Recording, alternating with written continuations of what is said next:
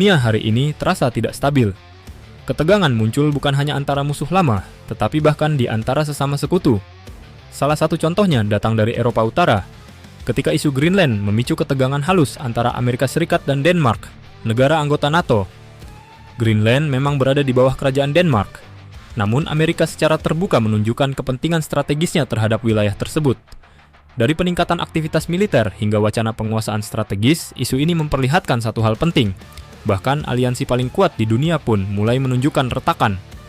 Ketika sekutu mulai saling mencurigai, ketika kepentingan nasional mengalahkan solidaritas aliansi, sejarah mengajarkan bahwa dunia sedang berada di fase paling rapuh. Dan jika prahara besar benar-benar terjadi, pertanyaan terpenting bagi kita bukan soal siapa melawan siapa, tetapi satu hal mendasar, di mana posisi Indonesia?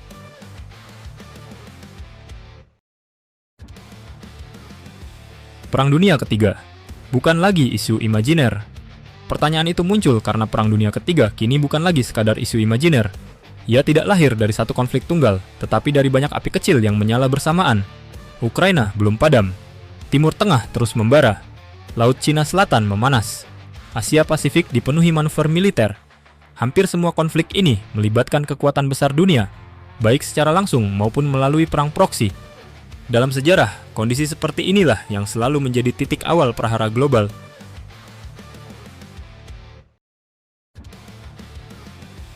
Peringatan serius dari Presiden ke-6. Kekhawatiran ini bahkan datang dari Presiden ke-6 Republik Indonesia, Susilo Bambang Yudhoyono. Dalam cuitannya di platform X, Bapak Susilo Bambang Yudhoyono secara terbuka menyampaikan kegelisahannya. Sebagai seseorang yang puluhan tahun mendalami geopolitik dan sejarah peperangan dari abad ke abad, beliau melihat pola yang sangat mengkhawatirkan. Menurutnya, kondisi dunia hari ini memiliki kemiripan mencolok dengan situasi menjelang Perang Dunia Pertama dan Kedua. Polarisasi kekuatan, konflik proksi, perlombaan senjata, dan kegagalan menahan ego kekuatan besar kembali muncul. Beliau menegaskan, Perang Dunia Ketiga sebenarnya masih bisa dicegah. Namun ia juga mengingatkan, ruang dan waktu untuk mencegahnya semakin menyempit dari hari ke hari.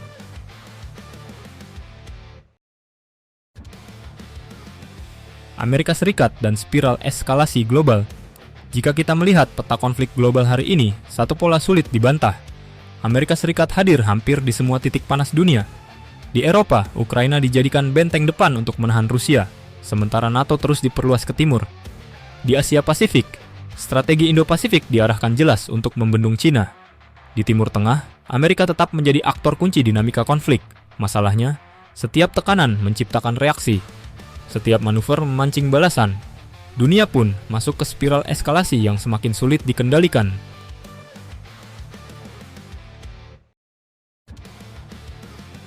Rusia dan China, penantang tatanan global.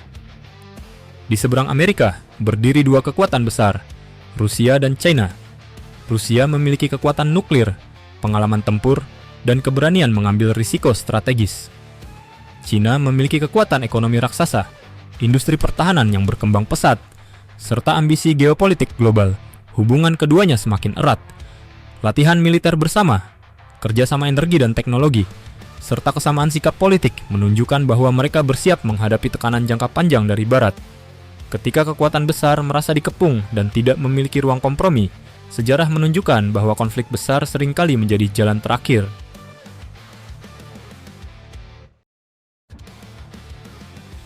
NATO Eropa dan retakan dari dalam. Di atas kertas, NATO terlihat solid. Namun di balik layar, hubungan Amerika dengan negara-negara Eropa tidak sekuat yang terlihat. Isu Greenland menjadi simbol paling jelas dari retakan ini. Greenland bukan sekadar pulau es. Ia adalah kunci strategis Arktik, jalur pelayaran masa depan, dan wilayah kaya sumber daya. Ketika Amerika menunjukkan sikap agresif terhadap wilayah sekutunya sendiri, kegelisahan muncul di Eropa. Pertanyaannya sederhana namun tajam.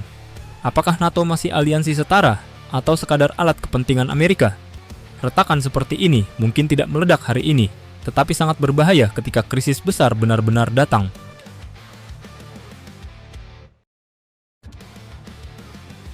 Pola sejarah menjelang Perang Dunia.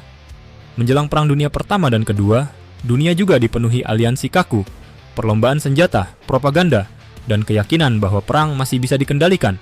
Hari ini, pola itu kembali muncul. Semua pihak mengatakan tidak menginginkan perang, tetapi hampir semuanya bersiap untuk perang. Inilah paradoks paling berbahaya dalam sejarah umat manusia.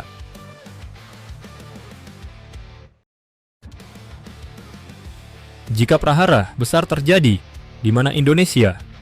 Disinilah pertanyaan di awal menjadi relevan. Indonesia berada di posisi geografis yang sangat strategis. Jalur perdagangan dunia, choke point maritim, dan kedekatan dengan kawasan Indo-Pasifik membuat Indonesia tidak mungkin sepenuhnya aman dari dampak perang global. Jika Perang Dunia Ketiga terjadi, Indonesia kemungkinan bukan medan perang utama, namun dampaknya akan sangat terasa. Gangguan ekonomi global, krisis energi dan pangan, eskalasi di Laut Cina Selatan, hingga tekanan keamanan maritim akan langsung memengaruhi Indonesia. Netral bukan berarti kebal.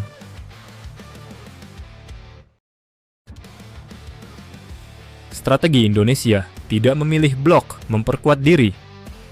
Dalam situasi seperti ini, posisi terbaik Indonesia adalah tetap pada politik luar negeri bebas aktif. Tidak memilih blok, tidak menjadi pion tetapi aktif menjaga stabilitas kawasan.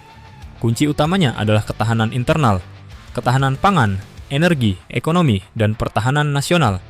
Militer yang defensif kuat, diplomasi yang aktif, dan persatuan nasional menjadi benteng utama agar Indonesia tidak terseret ke pusaran konflik global.